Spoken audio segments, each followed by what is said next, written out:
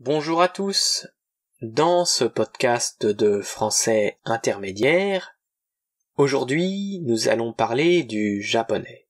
Mais avant, je voulais vous expliquer de manière très brève pourquoi je connais bien cette langue. Le japonais est une langue que je connais bien parce que c'est la première langue que j'ai appris en autodidacte. Après avoir étudié le japonais pendant 2 ans, dont 1 an en vivant au Japon, quand je suis rentré chez moi, j'avais toujours un niveau de débutant. Alors cela pour plusieurs raisons. Déjà, le manque de travail régulier. Je ne travaillais pas assez régulièrement. Je travaillais le japonais de temps en temps.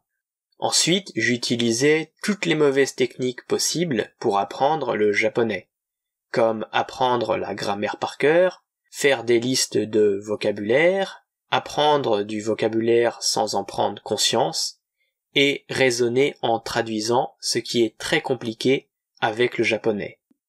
Aussi, j'avais toujours peur de faire des erreurs quand je parlais avec des japonais. J'étais très timide quand je devais parler en japonais.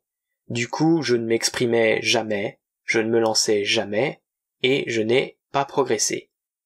Et la dernière raison, c'est que le japonais n'a rien à voir avec le français. C'est justement l'objet de ce podcast. Désolé pour cette longue introduction, mais c'était surtout pour vous dire que non, je ne parle pas couramment japonais, et je ne voulais pas vous faire croire du contraire. Alors, ceci étant dit, qu'est-ce qui rend le japonais si intéressant? Déjà, le japonais en tant que langue a un paradigme de pensée vraiment différent du français. Ça n'a absolument rien à voir. Par exemple, le japonais n'utilise pas le féminin, le masculin, mais ni le singulier et le pluriel. Par exemple, pour dire un arbre ou des arbres, on utilisera le même mot, et le même mot sans jamais utiliser d'article. En japonais, il n'y a pas non plus d'article pour s'exprimer. Et déjà, vous devez commencer à vous dire, mais comment c'est possible que ça fonctionne?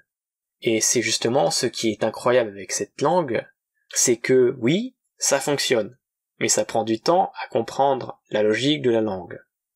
Ensuite, le japonais est avant tout une langue contextuelle, c'est-à-dire qu'on peut s'exprimer sans utiliser le sujet.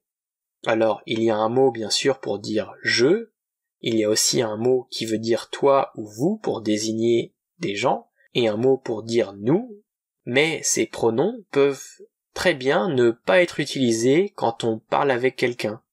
Et c'est ce qu'on retrouve par exemple en français, si je vous dis une bière, vous comprenez bien que je suis en train de vous dire est-ce que vous voulez une bière, et que je m'adresse à vous. Sauf qu'en japonais, dans 90% du temps, c'est le contexte qui va faire comprendre pendant les conversations de qui et de quoi l'on parle. Mais ce qui est passionnant avant tout, à mon sens, en japonais, c'est vraiment la manière de se placer par rapport au monde. Parce que on dit souvent que le français est construit de la manière sujet, verbe, complément, et que le japonais est construit de la manière sujet, complément, verbe. Cette manière de présenter les choses ne rend pas la chose compréhensible. Ce qu'il faut avant tout comprendre, c'est que, en français, dans les langues latines, le sujet est le centre de la phrase. C'est le point le plus important de la phrase. On dira moi, j'apprends le français. Je vais à la plage. Ma sœur m'a appelé. Le sujet est le centre de l'information.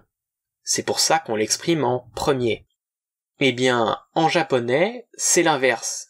Le centre de l'information dans une phrase, quand on s'exprime, quand on pense, quand on donne son opinion, quand on communique, c'est l'objet. Et ça change complètement tout. C'est-à-dire que, au lieu de dire « je lis un livre », on va dire « le livre est lu ». Au lieu de dire « j'apprends le français », on va dire « le français est appris ».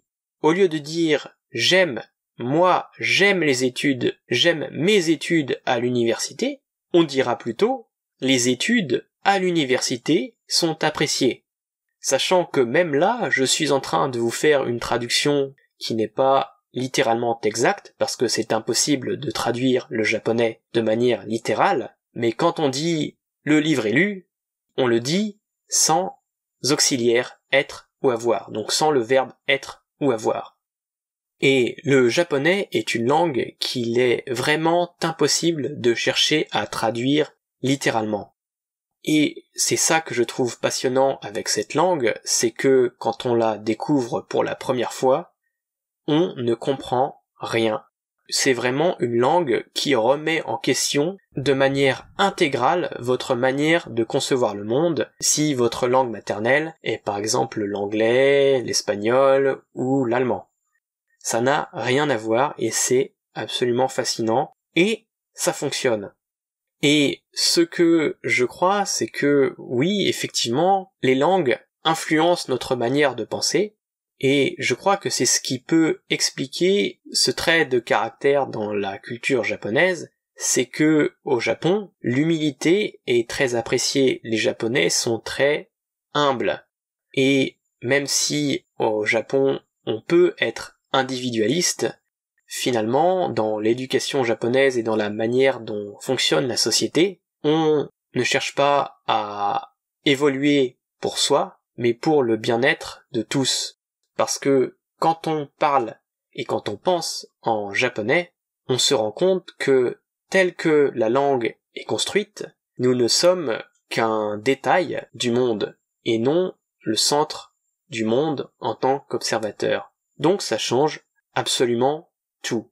Et c'est par exemple ce qui peut expliquer que souvent on se moque des haïkus, des petits poèmes japonais qui font que quelques mots, mais la vérité c'est que derrière un haïku peut être compris d'une trentaine de manières différentes.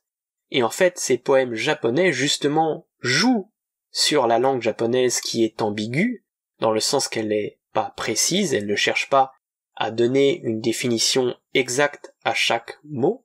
Ces poèmes japonais ont plein de sens différents et c'est impossible de les traduire. Et je crois que le seul moyen d'y être sensible, mais surtout de les comprendre, c'est d'être japonais. Voilà, je trouve ce sujet passionnant. Et vous, comment pensez-vous que votre langue maternelle influence votre manière de concevoir le monde? Et vous, qui apprenez le français, qu'est-ce que vous percevez dans le français de différent de votre langue maternelle? N'hésitez pas à le dire dans les commentaires, ça m'intéresse beaucoup, parce que j'ai du mal à le comprendre moi-même, parce que mon point de référence est et sera toujours le français. Donc je suis né avec cette manière de voir le monde. Voilà, j'espère que ce podcast vous a plu. Vous retrouverez la transcription intégrale de ce podcast sur le site anyfrench.com. Si ce podcast vous a plu, pensez à mettre un pouce bleu, à vous abonner et à cliquer sur la cloche surtout pour ne manquer aucune nouvelle vidéo ou podcast. Et n'hésitez pas à commenter ou à partager la vidéo. Sur ces bonnes paroles, je vous dis à très bientôt.